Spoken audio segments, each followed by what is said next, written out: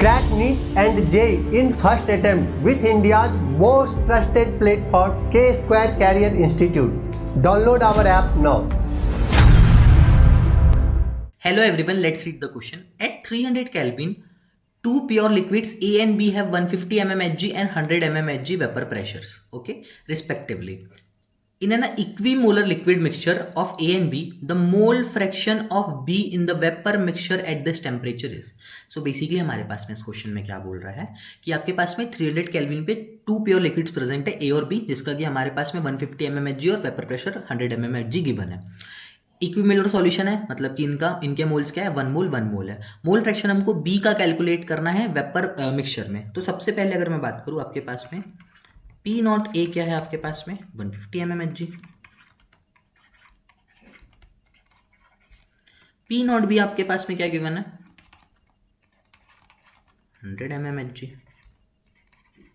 Okay, since हमारे पास में क्या चीज है, सिंस द मिक्सचर हमारे पास में किस चीज में इक्विमोलर में, जैसे कि मैंने आपको पहले भी बोला मिक्सचर इज इक्विमोलर.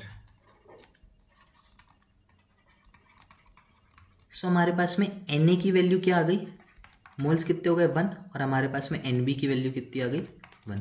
इसके बेसिस पे हम यहाँ पे मोल फ्रैक्शन XA और XB का हमारे पास में क्या निकल के आ जाता है, मेजरली अगर देखें तो 1/1+1 आ जाता है.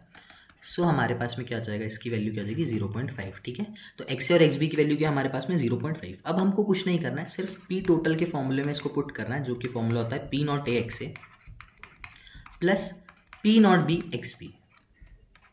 ओके, तो इस फॉर्मूले में हम जैसे ही पुट करेंगे तो हमारे पास में क्या आ जाएगा 150 इंटू 0.5 प्लस आपके पास में 100 इंटू 0.5. ओके, सो हमारे पास में जैसे ही हम इसके कैलकुलेट करते हैं तो हमारे पास में कैलकुलेशन क्या आ जाएगा 125 mm Hg.